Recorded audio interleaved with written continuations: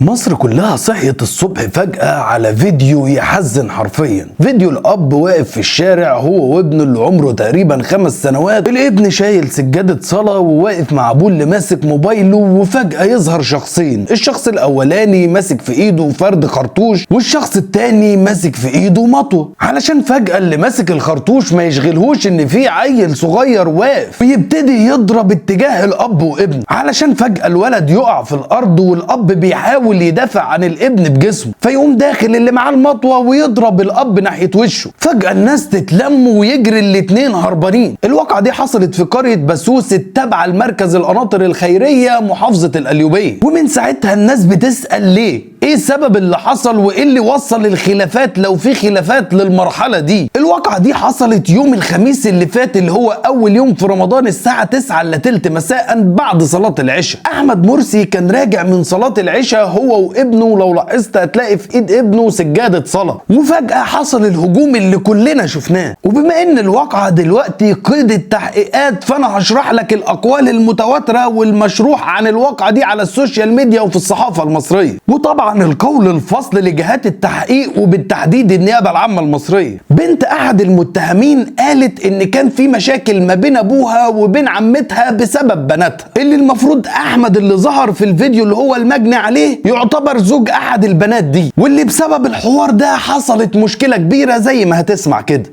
خلاص كانت المشكله ما بين اخ واخته، اللي هو بابايا واخته. تمام. فبابايا واخته كانوا بيتخانقوا زي اي حد عادي، ما فيش مشكله، بسبب ان بناتها بيشتموا بيمشوا يشتموا خالهم وقله ادب يعني. تمام. فواحده من بناتها دول هو قال لها بناتك بسبب قله ادبهم مش هيخشوا الشارع تاني، ان الشارع خاص بينا كلنا. تمام. ما فيناش حد غريب. فالبنت جت تعاند وداخله، راح لها شدها من دراعها وزقها وخرجها، راحت البنت واقعه على الارض. راحت جابت جوزها وقعدت تعيط. جوزها جه هو واخوه محمد، جوزها اللي متصاب، ومحمد اخوه اللي هو طالع لايف ده. معايا الفيديو، مسك واحد ظهره ومحمد مسك التاني، وهم كانوا جايين، كان في ناس كتير في الخناقه واقفين، وما كانتش خناقه، ده هم جايين بيتكلموا عادي في اول الخناقه كاني دردشه عاديه، ومره واحده مسكوا كانوا معاهم اسلحه بيضاء. يعني انت عايزه تقولي لي المعتدى عليه والمعتدي المفروض ان هم قرايب؟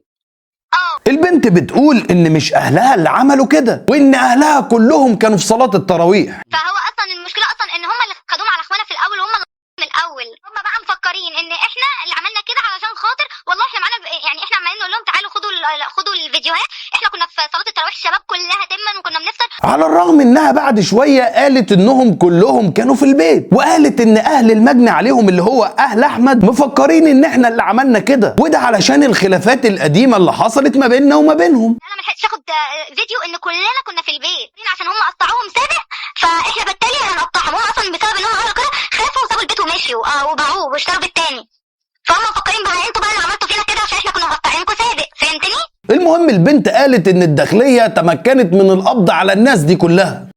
العيله تم اتقبض عليها، الرجاله كلها وحريم، علشان في اول ظهور لمحمد عم الولد ده واخو احمد المجني عليه، قال ان الخلافات في الاصل كانت ما بين جدة الولد اللي هي حمات اخوه وما بين اخوها او ما بين الناس دي، واللي تطورت ما بينهم المشاكل لدرجة انهم اضطروا انهم يسيبوا بيتهم ومنطقتهم وينقلوا في حتة تانية منعا للمشاكل.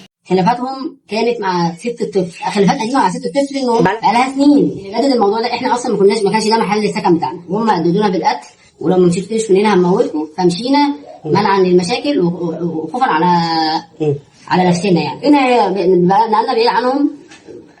اخويا بيصلي العشاء هو وابنه زي اي حد في الدنيا، زي اي حد في الدنيا، راجع هو وابنه مبسوط. لا اللي حصل زي ما حضرتك. طب معلش بقى، بعد كل ده ايا ما كانت روايه مين قصدك، وايا ما كان ابو الولد عمل في الناس دي ايه ذنب الولد اللي كان شايل سجادة الصلاة وواقف مع ابوه؟ يا جدعان ده احنا ممكن يحصل ما بيننا وما بين اي حد خلاف في الشارع ويبقى لينا الحق ومغلوط فينا، ولمجرد ما نشوف حد معاه زوجته او اولاده بنسيبه علشانهم. لكن ايه اللي افترى ده؟ ايه اللي يخلي شخص يخش على حد ومعاه ابنه الصغير واقف معاه ومش يضربه قلم، لا ده بالخرطوش لدرجة ان رجله راحت. قطعا العيال اللي عملت كده اتجابت، مش هقول لك لسه هتتجاب، والبيان هينزل على صفحة وزارة الداخلية. وبمناسبة وزارة الداخلية، في كل واقعة كده بشوف كذا حاجة وببقى فاكر اتكلم عنهم ومعرفش ايه بينسيني. بعد الصفحات اللي بتصطاد في الميه العكره تقوم منزله لك عناوين زي اللي بتشوفها قدامك على الشاشه، اللي هي على شاكله البلد باظت وبقت فوضى وبقت غابه. لا يا راجل، طب انا هسأل اللي بيشوفني دلوقتي سؤال، هل انت شايف في الفتره الحاليه او في الحقبه الوزاريه الحاليه بتاعت حقبه اللواء محمود توفيق، شايف في تقصير 1% من وزاره الداخليه؟ ده الوزاره بتشهد ابهى عصورها في ظل وجود الراجل ده وفي ظل وجود رجاله الداخليه، واللي لمجرد ما الواقعه بتحصل بعديها بساعات معدوده يكونوا جايبين اللي عمل الواقعه كده، لدرجه ان الناس بقت قاعده على القهاوي واحد بيعاكس واحده فالتاني بيقول له يا عم تنيل اسكت علشان ما ننزلش على صفحه وزاره الداخليه. حتى لو مصر كل يوم بيحصل فيها جريمه فده معدل اقل من المنخفض بكتير. مصر تعدادها فوق ال 100 مليون شخص، فلما يحصل جريمه هنا وجريمه هناك كل يوم ده مش معناه ان في بقى انفلات امني وان الدوله مش محكومه. ايه الكلام ده؟ ده انا اول مره اشوف الناس مجمعه على وزاره زي وزاره الداخليه. بالتاكيد كلنا اعتبرنا الولد الصغير ده ابننا، وان شاء الله صور اللي عملوا فيه كده هو ووالده هينزلوا على صفحه وزاره الداخليه. الولد ده ملوش